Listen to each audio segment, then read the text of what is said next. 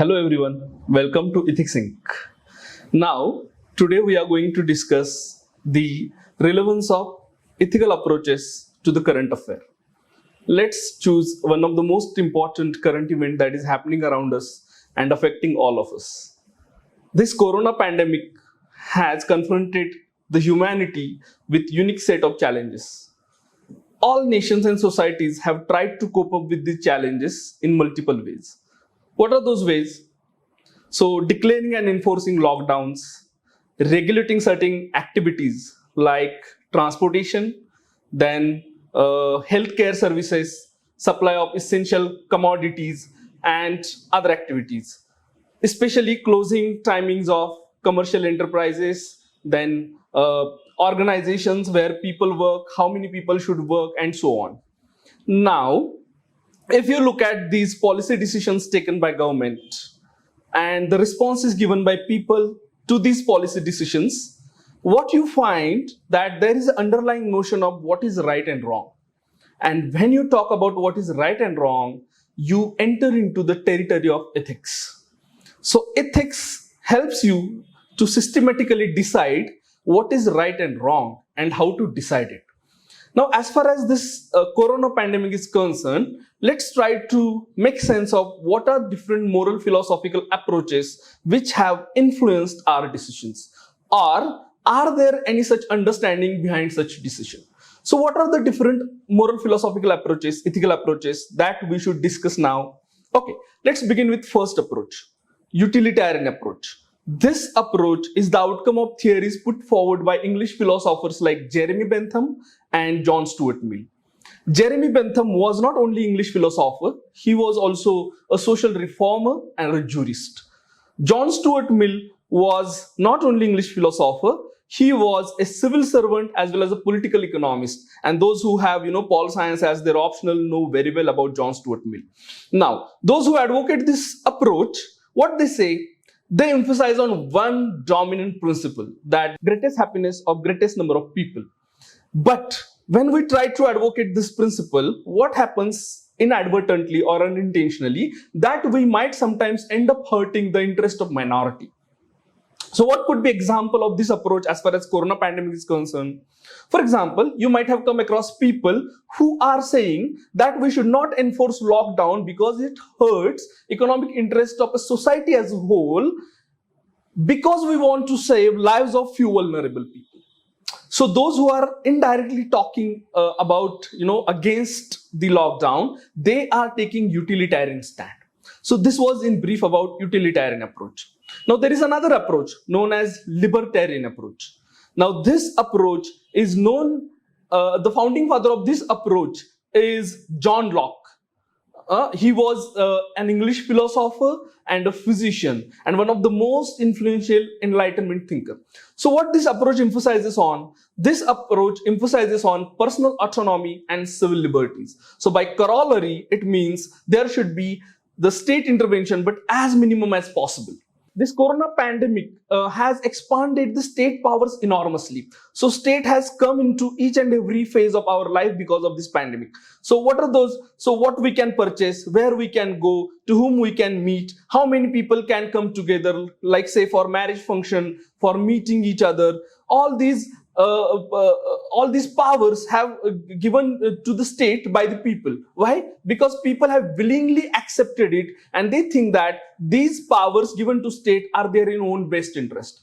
But there are some people who think these powers given to states have not served the purpose. Corona has already expanded, people's lives have already been lost. So what is the use of exercising this power? So this libertarian approach helps to overcome an ethical dilemma where we need to curb personal autonomy on one hand. We need there is a possibility of losing certain lives if we do not curb personal autonomy. So that is in short about libertarian approach. Then there is next approach known as communitarian approach. Now, this communitarian approach is based on the idea that a man is born into the society. The man derives one's identity from the society, and therefore her rights are not more important than the community welfare. The traces of this approach can be traced back to ancient Greeks. But in modern time, philosophers like Michael Sandel advocate this approach. According to Michael Sandel, justice is based in the common good or idea of common good. And what is common good? Common good is nothing but how we live together as a part of community, how we interact with each other, how we sacrifice for each other, how we share our burdens and benefit, how we strive for ethical ideals together. Now, if you want to search for examples of communitarian approach, remember certain examples where people went to balconies and windows and cheered up the workers of their nation's healthcare services by lighting lamp, by clapping hands, by beating plates. All these examples, point towards communitarian approach. Another example could be where people, emphasized on patriotic duties of elderlies to sacrifice themselves for the larger good of their nation and the future of their grandchildren. So they are indirectly advocating communitarian approach. Okay, another extreme example of this approach is in China, they strictly enforced quarantine measures, lockdown measures, so that entire society will be protected, entire community will be protected. So community's welfare at the stake are more important than individual rights. Okay, so individuals' rights are not given more importance than the community welfare. So that is in short communitarian approach. Now last approach, that is known as Rollshin approach. This approach is known after a Harvard philosopher John Rawls. John Rawls' theory of justice offers a clearest intellectual justification for center-left economies. While giving his theory of justice, John Rawls said, a just social system can be designed from behind the veil of ignorance. What does it mean? From behind the veil of ignorance means we can design a just system if we don't know who we are going to be when systems comes into existence. And what will happen if we design such a system? John Rawls says we will take care of the needs of those people whose basic minimum needs are not met or whose least well off has not happened. Now, what are the examples of Rollshin approach? Especially in India, you will find Rollshin approach dominates the other approach. For example, say government has provided food subsidy or food supply to the migrants who are returning to the native places at free of cost, or free transportation facilities for migrants who want to return to their native places. Or in certain states, governments have put cap on the hospital charges charged on COVID-19 patients.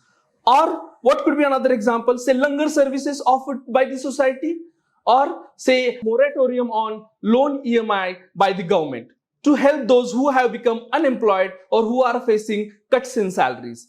Or what could be other examples? Say at local level, certain district collectors or municipal commissioners have warned against coercive tactics employed to seek rents from those who are living on rent basis. So these are examples where they point out that how the care of the needs of weaker sections are being taken. So they are indirectly advocating the Rollshin approach. Now, why we have advocated Rollshin approach?